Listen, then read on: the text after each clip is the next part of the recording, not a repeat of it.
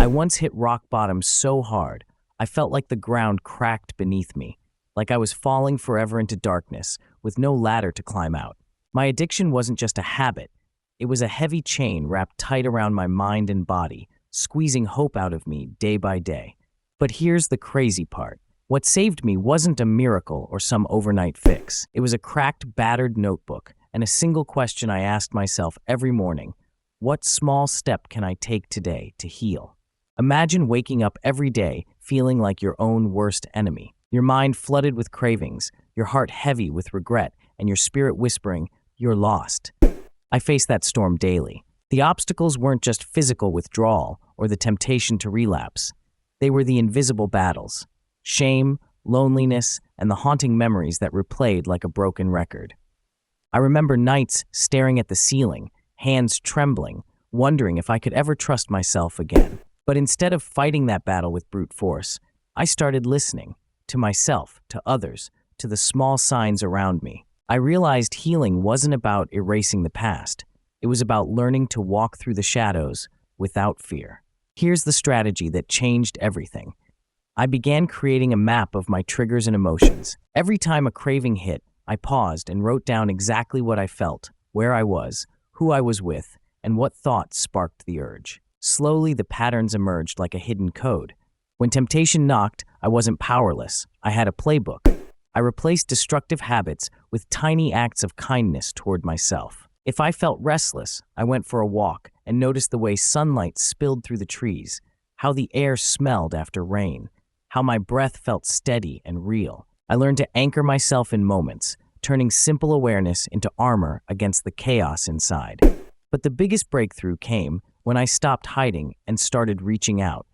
I shared my story with one person I trusted, then another, until my silence cracked open like a seed sprouting through concrete. Helping others in recovery wasn't just charity, it was a mirror reflecting my own progress, a reminder that every step forward mattered.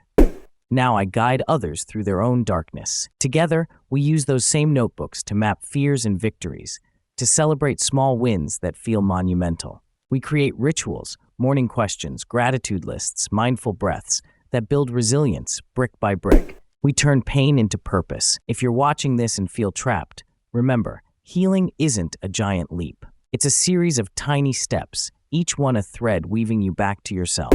Start by asking, what small step can I take today? Write it down, feel it, do it. And when the shadows come, know you're not walking alone. There's a whole path beneath your feet, waiting to be discovered.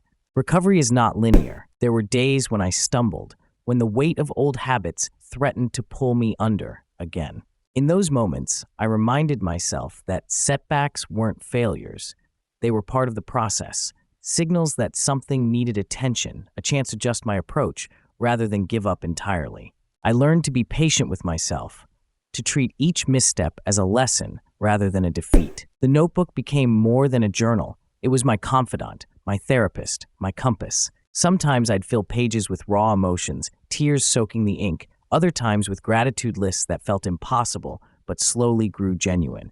Tracking progress in small increments made the invisible growth visible. It's easy to overlook the subtle shifts, but they accumulate into transformation. I also discovered the power of community. Isolation feeds addiction, but connection fuels recovery. Joining support groups, attending meetings, and simply talking openly about my struggles dismantled the walls I'd built around myself. Hearing others' stories mirrored my own pain and resilience, reminding me that I wasn't unique in my suffering or my hope. Mindfulness became a cornerstone of my healing. Learning to be present, truly present, with uncomfortable feelings instead of escaping them was revolutionary. I practiced breathing techniques, meditation, and grounding exercises that helped me tolerate distress without resorting to old coping mechanisms. This presence created a space where change could happen organically. I also embraced self-compassion. Addiction convinces you that you are unworthy, broken beyond repair. But through therapy and introspection, I started to treat myself with the kindness I so freely gave others. I spoke gently to my inner child, acknowledged my pain, and forgave my mistakes. This shift in self-perception was crucial to sustaining recovery. Physical health played a role too. Addiction had ravaged my body, so I prioritized nutrition, exercise, and sleep. These weren't just about physical well-being, but about reclaiming control and honoring my body as a vessel for healing. Movement became a metaphor for progress. Each step forward, each breath deeper, symbolized resilience. Over time, the heavy chain around my mind and body loosened. I wasn't defined by my addiction, but by my journey through it. The darkness didn't vanish overnight, but the fear of it diminished. I learned to walk alongside my shadows, acknowledging their presence without letting them dictate my path. Today, when I look back, I see not just a story of survival, but one of emergence.